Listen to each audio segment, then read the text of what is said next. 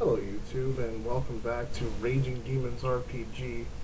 As you may not know, my name is Jared, and today I'm going to be talking a little bit more about some of my personal experiences involving role-playing games, and the ones I've played and GM'd, just to kind of give you more of an idea of where my knowledge base might be. So here goes. Now, as you might have already seen in some of my previous videos, I started out with Palladium Fantasy, and that was my first established game.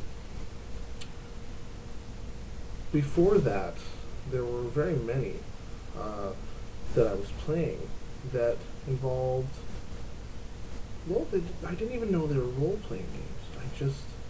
I had the concept of one in my head, and we used to just play it. A simple 6-sided dice stolen from a Yahtzee, set, which irritated my parents to no end because they never had the proper amount of dice. And we just played whatever, name it.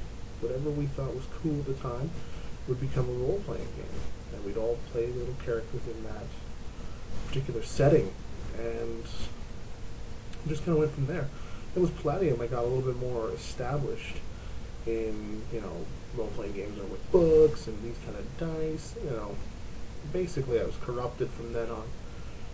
So upon returning to Canada in 1998, I went ahead and hooked up with a group who introduced me to not only Dungeons and Dragons, second edition through 3.5. They also got me into Rifts, and Rifts became one of our more popular games when we were playing Dungeons and Dragons. And Rifts, like Palladium Fantasy, uses the Palladium system, and it's a fantastic game. Some consider it to be advanced. I don't understand that. It is a little bit more time consuming in the character creation process, so if you want a quick startup game, probably not your best option. I guess just from there, and somewhere in between, all my friends introduced me to different things. We had the Empire the Masquerade, which I did for a while, although that one, I try and up the amount of action that's available, just simply because if you go 100% by the tone of the book sets, it's a bit like hanging out with heroin addicts. They're kind of dark and depressing, but not really that much fun. Then I guess on top of that we had Alternity. I explained in earlier games that we played that. That was interesting. It's a different spin on things. The Star Wars RPG, not only the six-sided dice version, the old version, but the new D20 version. So I've had many sessions involving that. And finally, GURPS. GURPS has really been something that, never really interested me from the onset. But, yeah, I mean, it really was, for a time, the only thing I could think of to create these worlds. Now, for those who aren't familiar, GURPS is General Universal Role-Playing System, and it allowed me to create a space game. One of my more recent games in recent years. This would have been about 5 years ago. And the game was going very well, except towards the end I committed a DM faux pas and took away a little too much, and it really left a sour taste in some of the gamers' mouths, and they kind of didn't want to come back to that game. They never really outright told me, but it never got revisited, so it kind of sent me my message. Which is fine. This is how DMs learn, and sometimes you have to listen to your players because they know they know what works and what doesn't, because they're the ones actually playing. Now, this space game was different because I wanted to create a scenario, a what-if scenario, that was in the form of a galaxy, where every single piece of science fiction you could possibly think of could be put into the mix in some way or another.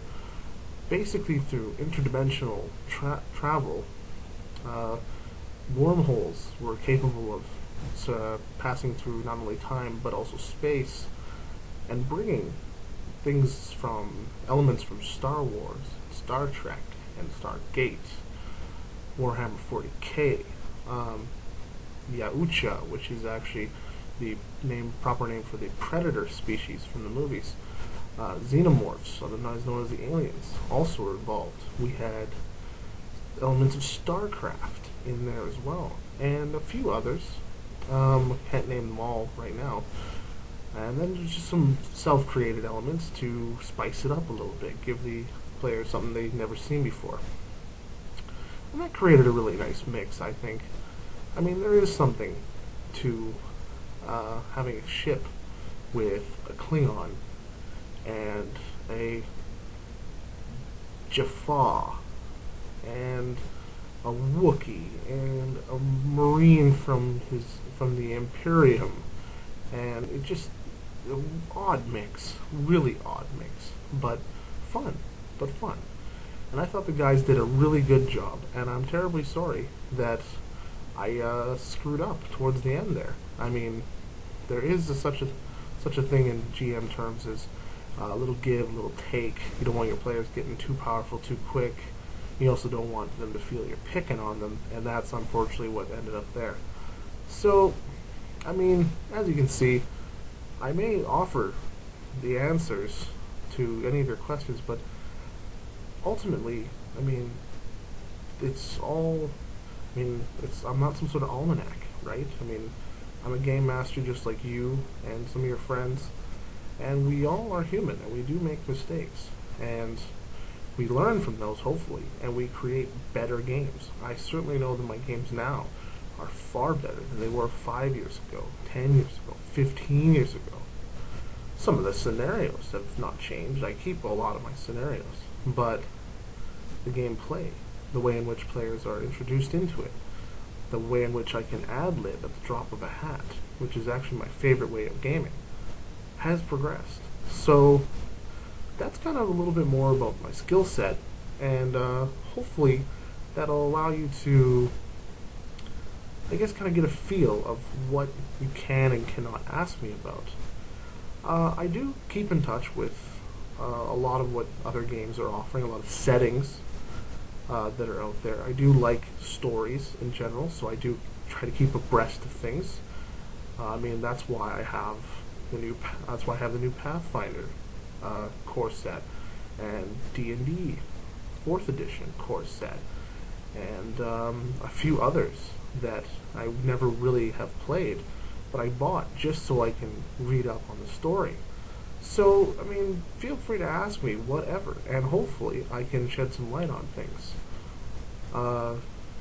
That's pretty much it for today, but if you have any suggestions on topics you'd like me to cover, I would love to hear that, and you can do that by video response, or you can email me at, once again, that's ragingdemonsrpg@gmail.com, and I'll try and answer those as quickly as possible.